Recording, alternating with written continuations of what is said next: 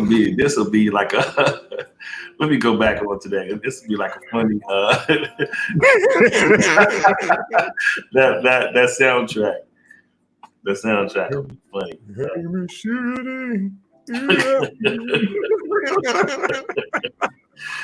Oh gosh. Oh my God.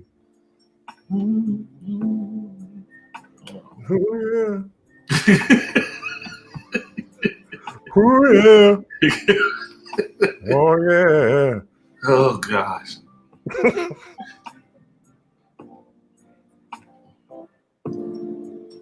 Somebody should just hang out a little tiny bit on the It'd only be like maybe 4 of us, 5 of us, maybe on the StreamYard if we do.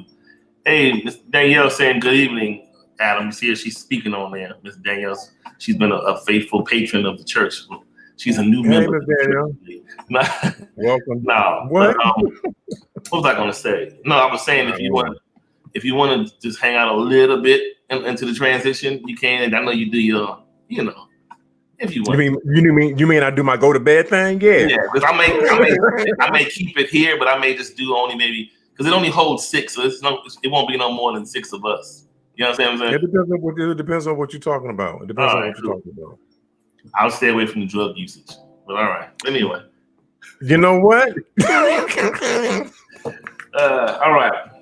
Oh Lord. Good evening, everybody, and welcome to the pre-show banter with Mr. Adam Ford and Mr. Charles Dixon. What's going on, everybody? This is what we do. Mr. Reverend Robert, I shall message you, sir, here shortly, and I will send that right on over to you, sir.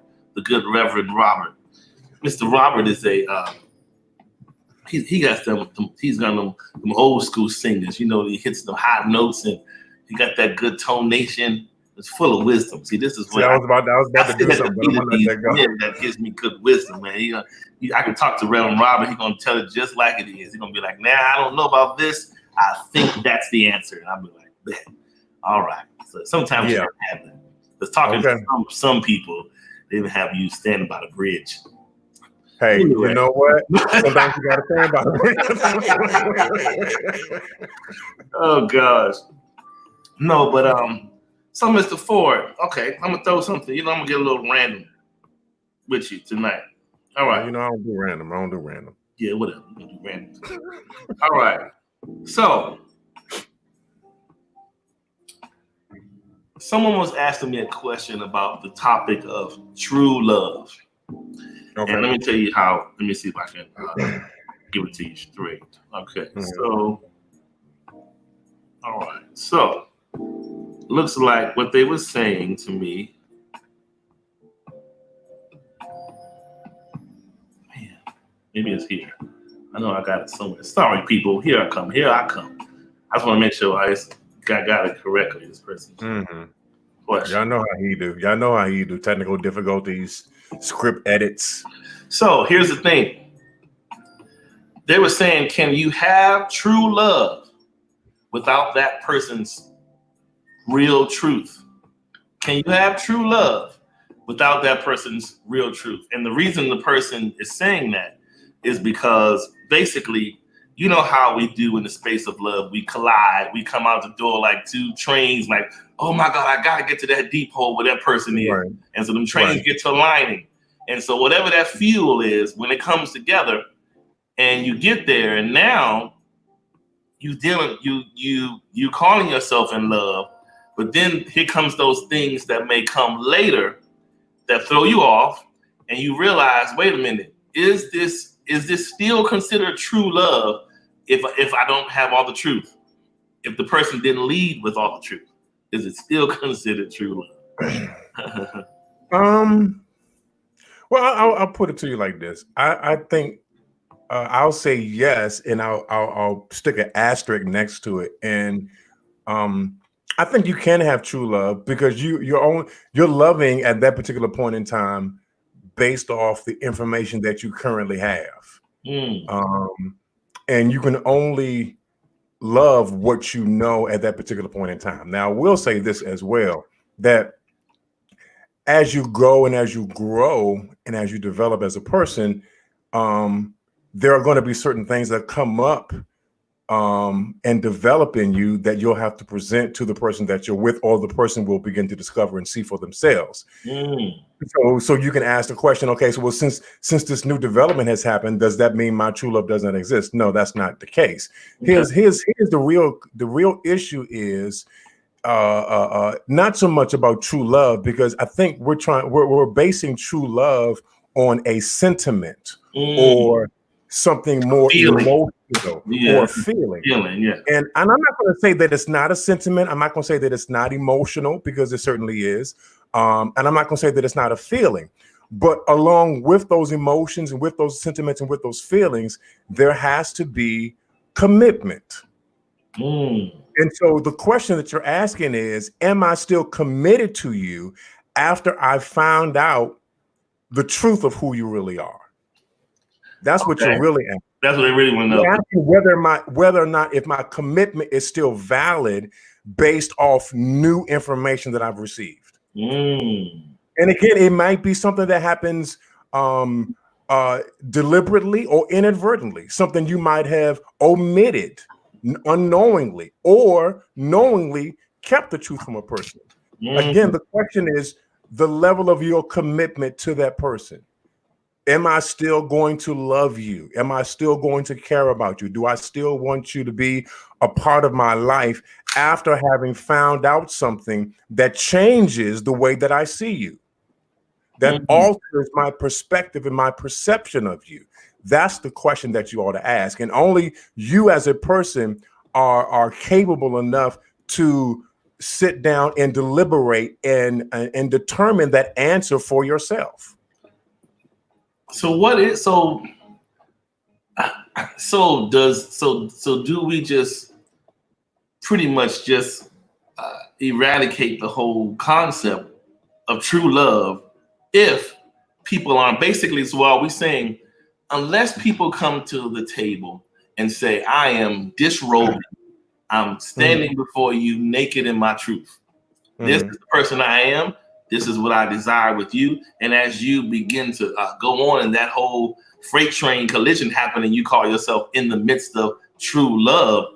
Is that what we're calling true love? Or when people present, because look, we can present some good presentations and have you fall right on in love. Right. Presentation. But is that, I mean, that's the question, like, but is that really love we're falling in if we're really in the abyss? If there's kind of like ambiguity there. Okay, so let's do it like this. And I think we might have talked about this, previously in previous conversations that we've had. And that is the fact that when you first meet a person and you first start dating that person, you don't do a full disclosure, because first of all, you don't know this person. This person doesn't know you.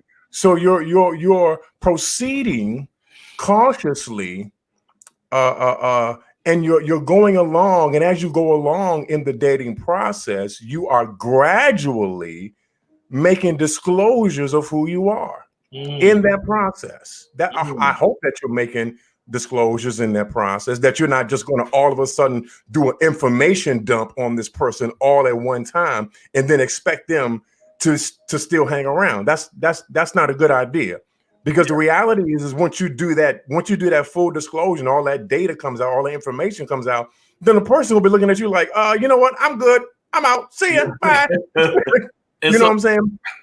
So what you need to do is do it on a gradual, step-by-step, day-by-day basis. That's part of the process of being involved in a relationship, is that you're doing it step by step. You're not doing it all at one time. And in the process of my full disclosure to you, I'm disclosing it in all honesty, in all truthfulness to you. I'm showing you who I am in bits and pieces. Again, that is the natural process of a relationship. Wow. So it's just, so I guess the moral of this story is it seems like we need to really be circumspect of what we call love. I think we are labeling a lot of things in the name of emotion, in the name of feelings, in the name of desire, in the name of proclivity. A lot of us are proclaiming what we want. and we're speaking into things that aren't there yet, but we're just speaking them into where we want them to be. And then when it comes down to it, when you're met with that, you never told me you lived with that woman. What about you didn't ask, but I fell in love with you. Okay. But see, again, that's a part of the process, and you have to, you ought to continually keep the lines of communication open, and not only keep the lines of communication open, but keep an open mind. You don't know everything about the person that you're with. That's the thing. You don't know everything about the person that you're with. And so when they come to you with their truth as to who they are, maybe they were ex-drug, maybe they were an ex-drug addict, or they were ex-con, or they had a life before they met you. Yes. The part of the issue is my ability to be able to trust you in terms of who you reveal yourself as. And not only that, but when I reveal myself to you, are you going to leave me because I'm revealing who I really am to you? Or does your love have the capacity to accept me for who I am? Or are you going to judge me for who I'm revealing myself to be? So, again, so it sounds like we're saying basically true love is really mutual true vulnerability. Yeah. It is arms wide open. That's it. And you going, it's mutual vulnerability. It's stepping into a situation and saying, look, this is a scary place, but I do like what I'm feeling. I think that you and I have a great vibe. I think that we even at a point where we can kind of answer each other's sentences. This is good. However, are we willing to be mutually vulnerable here in order to mutually benefit as one? It takes, if you're going to really walk in that true love, you have to mutually be vulnerable. Because the problem is, you have one person that's full. It's almost like going out to the bar. And when it comes to this part, if one person is choosing to withhold vulnerability, it's almost like saying, hey, what you drinking? Oh, I'm going to go get me a Long Island. And the other person say, yeah, he wants a Long Island. And give me an Arnold Palmer. But the person don't hear it. The Arnold Palmer is non-alcoholic. So the person drinking is going to get the kickback. But the other person is like, I'm throwing him back with you, but you're not full. I am. Yeah. So you defrauded the progression because you're full and this person is full and the other person is safe. So they're taking the safe spot. So you don't arrive at true love being full and safe. It has to be a mutual sacrifice. That's where the problem in life is, because that's the biggest fear. Everybody wants this true love, but nobody wants true vulnerability. That's the problem. Yeah. And here's the thing with vulnerability, you have to be able to trust the person that you're with. That if I show myself to be vulnerable to you, if I open up myself and you get to see all of my wounds and all of my scars and all of the deformities that I have on the inside, are you still going to accept me for who I am? And a lot of us don't allow ourselves to be vulnerable because of the fact that we fear rejection. We fear not being accepted for who we really are. So we put on this pretense. We pretend like we're somebody else. We have this facade up. We got this wall up that nobody can penetrate. And as a result, we're never truthful. We're never vulnerable. We're never open to the person that we're with because we fear that they will not accept us for who we are. Here's a real antidote to that. Here's an antidote to that. The way that you can get the person to open up to you and to be vulnerable to you, and I've said this before and I'll say it again, is you have to create a safe space within your relationship. Create a space in your relationship that is safe and that is secure so that the person that is with you doesn't feel as though that they will be rejected for presenting themselves as they really are. Create a safe space, a safe environment in your relationship where you can be who you really are and that you don't have to put up a pretense with the person that you're with.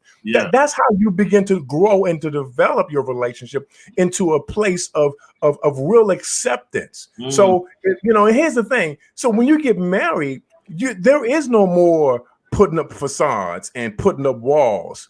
when you get married, you have to be who you really are because you're going to be with this person for the rest of your life. True that. And so you need to have a safe environment within your relationship that says, okay, you can be who you are because I'm going to be who I am. And we're both going to be vulnerable. We're both going to make full disclosure as to who we really are. That's how you do it. Yeah. That's I mean, how you make it happen. But you know, the other thing is that's why before you get to the place of desiring mutual vulnerability, you have to get to absolute clarity up front. Because if you don't get the full intentions or spell out them expectations, when it gets to that point, because nowadays you have people who have a myriad of intentions as to why they quote unquote want to be in love or call it love. Some people, as I just spoke about that whole full versus safe analogy, some people want you to be full so that they can be in a position of control. Because when somebody, we all know what happens when somebody says, I'm just so in love with you, and you are safe. Therefore, you safe. Now it's almost like a puppet. You just don't like this. When you have somebody's emotions and you're safe, it's pretty much like you're being the puppet master. And the person is kind of at your beck and because you chose to be safe. Now, the person who chose to be safe is still not out the water because, I mean, being safe is a miserable existence because you are robbing yourself of the risk. The whole fun of love and the enjoyment of it is the risk, but no one wants to do that. That's where all of the giddiness and the rush exists and exhilarating and all of the, exuberance and all those things that you want to experience in love. It's all wrapped up in the risk, but we only want to be safe, which is the canned way of living. It's like a canned language. We CPI, you got your canned responses and canned remarks that we use. Those things is just standard SOPs. It's not customized to who our love is at all. It's just standardized. So it's like when one person says I love you and the other person says thank you, or they don't say anything at all. Correct. Because the person that says I love you has literally put themselves out there. They put their feelings out there. They have made their intents known to you. And then the other person doesn't, either they say thank you or they don't respond in kind. And that's what that's that's a tough one. That right there is kind of offensive. Because people know, I found that people don't respond on purpose. And you know what? Some people will say, well, why do I need to say that? And then they determine their response off of your behavior. If you respond or if you act, forget about behavior. It either exists or it doesn't, right? Right. I mean, you don't withhold the statement because of you're not getting a certain, reciprocation. Do you or don't you? That's just simple. Right. But people will hold off, not say anything because of emotions, feelings. I don't think you're going in the right direction with this. I didn't ask that. Just, because that answer, sometimes a person knowing how you feel determines the future forward. Because some people hold off on certain things and don't do certain things because they're again, you not expressing that vulnerability keeps them locked up in that closet. They don't want to come out that closet like, well, you're not committing. Why do I? You know what I'm saying? And so basically we both are wall behind our fortresses. We're wall behind our houses. And nobody's gaining anything because now we're at a stalemate. You don't want to give, I don't want to give. Yeah. And so nobody's gaining anything at this particular point in time. It's literally just a waste of time at that point. Yeah. But I think the thing about just really putting yourself out there, and at least for me personally, I've never not wanted to risk it because I understand what the returns are on it. That if I do put myself out there, there's a 50-50 chance that the return on this is going to be exactly what I expect it to be. Now, there's also with the return on this that it might not be what I want it to be.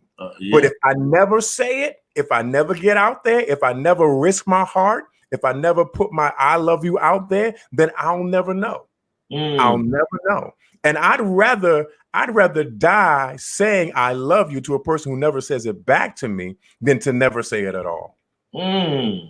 That's the reality of love. That's the reality of being in a relationship, is that I'm going all the way into this 110%, because here's the thing. My love for you is about who I am as a person, and the fact that I find value in you. And so if I find value in you, then yeah, I'm willing to risk myself. I'm willing to put myself out there to say what I'm feeling in my heart. And again, the hope and the prayer is, the expectation is that you feel the same way too. But if I never say it, if I never say those words out of my mouth, if my intents aren't clear, then how do I know how you feel? So basically, someone has to be responsible for setting the boundaries of love. Yeah, it takes a risk. It's not like every day someone's going to come out and both of you going to say, you know what, good morning, love you. For the first time. That's kind of, hey, it may be random, but for the most part, it usually takes one person, and then the other person. I was feeling the same way. Blah, blah, blah. And then you explore into it. Then you're like, oh wow, I didn't know, and you go from there. But it is a scary, when you get into the hell zone. It is a scary place, because now it's not that it's anything new under the sun, but I think as this world progresses and as we live this life out, I think people are neutralized the way they are in trepidation, because people feel like, we can get out here and give my best, and this person think it's a joke. I've given my best, but it's a joke. And so why waste my best on your joke? So people sit around and they're in these relationships where they're almost like canned goods. It's like you're in the shelf, but you can't come out. You have access. You're in the shelf, but unless someone opens you up and lets you out, you're canned. You can't do anything. And okay, so let me turn that on its head a little bit. Okay, so the only reason why you are canned is that you canned yourself. I know you put yourself on the shelf. Why is it that I need to wait for somebody to come and open me up when I can open up myself and show you who I am? Why do I need to wait on you? And again, I think that goes back to the idea of saying I love you. If I wait on you to say I love you, then I might be waiting for the rest of my life for something that might never happen. Wow. But again, if I put myself out there, if I open up my own can and put my own self out there, and be vulnerable. Now I'm vulnerable. Yeah. Now, again, there's a 50-50 chance with this. Either you're going to respond in kind and reciprocate that, or you're not. But again, if you never say it, if you never put yourself out there, how do you know? And let me speak to this. Let me speak to this too. Let me speak to the fact that all of us at one time or another have been rejected. Absolutely. We absolutely have been rejected. All of us at some point in time have said it, and the other person didn't say it back to us. Yeah. Yeah. I want us to realize that, yes, that other person didn't say it back to us, but that doesn't mean the next person won't. So we should realize and be encouraged by the fact that even though this person didn't say it back to us, that means it wasn't them and it was never them. But by golly, I bet you it's the next person. And so with the same fearlessness that I had with the previous one is the same fearlessness that I have with this one, that I will risk myself. I will risk my heart and put myself out there believing that I'm going to receive a return on this investment. Wow. I just want you to know I didn't put a cash app up, so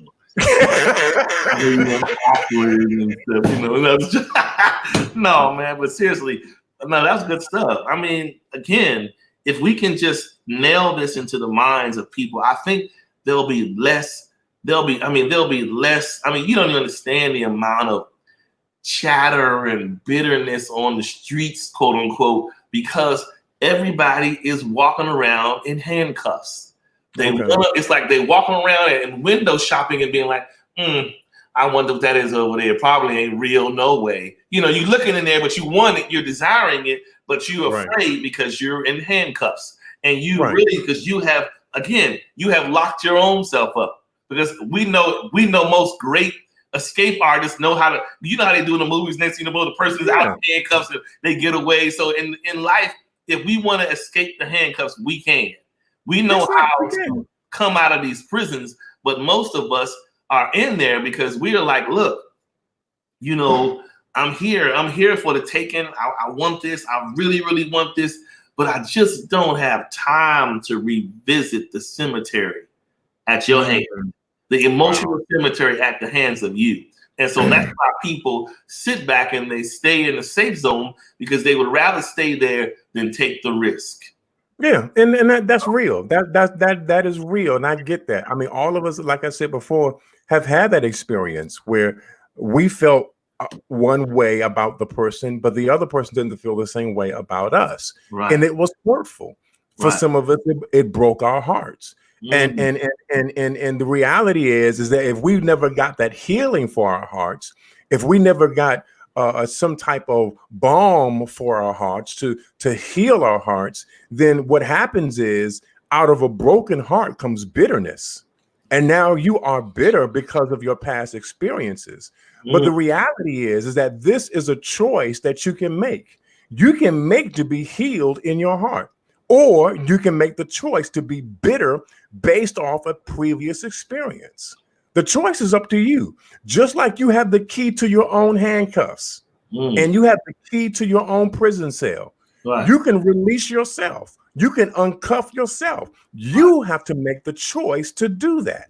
Wow. Just like you make a choice to love and to put yourself out there. It's a choice. Now, let's look at the comments really quick. See, I've been ignoring these ones, but I see a comment from Lorraine Jennings. She says, "I'd rather be alone." Wow. Told you. This is why, and I don't believe that because look a few comments up. She said, "Yes, love. That's it." A few comments up. She said, "Yes, this is the duality of our reality. We do want it, but we don't want the foolishness." Is what she probably. I get it. She'd rather be alone than the foolishness. You know what I'm saying? Yeah, and we all would love to say, just like, look how people get when they say, "Man, I hit the number." They get excited. Everybody would love to say, to get the phone call at the same time, be like, "Babe, what's up? Looks like we both hit the number. We are meant to be." Everybody would love that. But I mean, you would just be in heaven. But the point is, again, it's that risk that we just don't feel like playing around with. That risk. Well, as they say in the lottery world, and I don't know about this, but I hear that in order to win, you got to play. And if you're not playing, you can't win. But guess what? Here's the thing. Oh, go ahead. You know, here's the thing I want to say. I want to say that yes, I understand. I don't want to get back out there because I'm afraid of getting hurt again. I totally understand that. I totally get that. You know what I'm saying? What I would say to that is take some time out for yourself. You get yourself together. You get healed. And when you come to the place where you feel like you are ready to get back out there again, then by all means do that. But again, I must encourage you and admonish you. Don't allow your past experiences to keep you from future joy. Your past can paralyze you. Your past will debilitate you. Your past will handicap you and keep you from progressing forward. At some point in time, you got to shake the shackles off and you got to begin to move forward to a future that can be bright for you. But again, this is a choice. You've got to take that risk to be able to step out there and say, you know what? I'm going to try it again. I'm going to try it again. I know based off my past experiences, I've been hurt. I've been broken. Again, take the time out for yourself to get healed. Take the time out for yourself to get restored. Take the time out for self-help for yourself. Spend some time in prayer. Spend some time in church. Spend some time with your family. Spend some time with your friends so that you can get built back up again, so that when the person comes along that is for you, you are able to receive them and not reject them. No, that's good stuff. And here's the thing. I thought you were going in a different direction when you were talking about the lottery tickets. But think about this. Think about how many times people going in when you have a Powerball, meaning the big risk for the big love. Oh, yeah. I want like 25, 30 tickets. You see how you'll get in line and risk it for the money. We'll get in line for that. But that's how people jump in line, sometimes desiring love. We may try to call it something else and say, I'm just getting a pick too, but you really want the Powerball jackpot. Yeah, you do. Trying to come Yeah, in you the do. back door. You want to get to that love, however the safest route you can. Right. But really the biggest thing of it is it's just emptying them pockets out and saying, all right, my pocket's empty. Here's my wrist. That's the scary part, but that's really where the reward. That's either where the reward or the demise lies. And that's the scary part. It's either the reward or the demise. But either way, you're still getting finality. If you're after love, you're getting your risk is proved is worth it. And on the other side of you, like, wow, I took that chance when I didn't feel like it, or I was scared and it panned out. On the other side, if you take that risk and you meet your demise, guess what? I've met the demise, but that is God clearly telling me what I projected as love is incorrect. Thank you. Yeah, and not only that, but here's the thing: when we have, and here's the thing we need to understand, and I don't think we don't say this enough, and we don't realize this enough, is that failure is not the end. Yes, failure doesn't mean that it's over. Failure, this means, okay, I need to learn from this previous experience so that I don't make the same mistakes in the next experience or in the next relationship. And this is failure in anything. Failure in school, failure in opening up a business, failure in your family and relationships. Whatever failed in the past, learn from that failure. That is the best possible teacher you could ever have in your life. And by failure, we can begin to equip ourselves with the knowledge and the information that we need to be able to succeed in the future. Yes. That's what this is about. Don't be afraid of failing. We all fail. We're all not perfect. We haven't, none of us have hit the lottery. None of us have hit the big bank. But we're all learning as we go, day by day by day by day. We're learning as we go so that in the next iteration, in the next relationship, in the next entrepreneurial business venture, we can succeed because we learn from our past failures. Right. And think about it. Failure really gives you a bird's eye view at success. When you're flat on your back, you have no but to look directly up. And a lot of times it's so clear because you failed and what you perceive as everyone else is out the way. So you go back, but this is your lesson to evolve from and look straight up and say, you know what? I see success way up there. Even though I'm down here, I just need to work this out so that I can redo this again and get this right. But you got to be fearless at it, and you can't be afraid to keep on showing you. Because a lot of us are afraid to really show who we really are, show those goofy traits, those things that may call us lame, and those little things that make us the unique people that we are. We hide them in lieu of trying to just have a streamlined approach to I guess who we calling ourselves, lovable, and who, I guess you're deemed a lovable candidate. So I'll stay in the safe zone and trail and, tread waters like everybody else, as opposed to daring to be different and being that person that stands out. Because think about it, creatively speaking, let's just say a beautiful piece of glass falls and it shatters into two pieces. Well, guess what? There's only one other unique piece out there like that for you. You just go somewhere and pair that piece up to get it back beautiful again. You have to find that exact other failure like yourself that make that beautiful portrait. So the whole point of it, this whole thing is being patient enough to find that other rugged half, that other jagged edge that fits who you are. Yeah. I mean, that's the reality. I'm just sitting even thinking about my own personal life. I've had some failures. I had a failed marriage. You know what I'm saying? But the reality is, I learned from that failure. I learned from it, and I used the parts of it that were usable, and then learned what I needed to learn so that the next time around, I increase my chances of success the next time around. Not bemoaning, because what happened. There's nothing I can do about that. But what I can do is to look at it, observe it, learn from it, take part of it with me as I proceed forward, and apply that to where I am now so that I can move forward into the future. Not allowing it to paralyze me, not allowing it to hinder me, but using it rather as propellant to push me forward to where I need to be. Good stuff, man. Yeah. I tell you. Well, folks, we thank you all for tuning into this episode of Unique Perspectives Love Talk Radio. We call this the pre-show banter with Adam Ford and myself. And tonight, those of you that may want to do the replay, what we were talking about was, basically, is it considered true love if you discover later along the lines that you didn't have all the truth on the table? You kind of, your emotions told you this was true love, but is it really true if it's not vulnerable, is what we talked about tonight. So we hope you guys tune in to us next week. We do this every Monday night at 7:15 Central Standard Time. And now we're going to transition over in about 5-10 minutes over to the conversation room.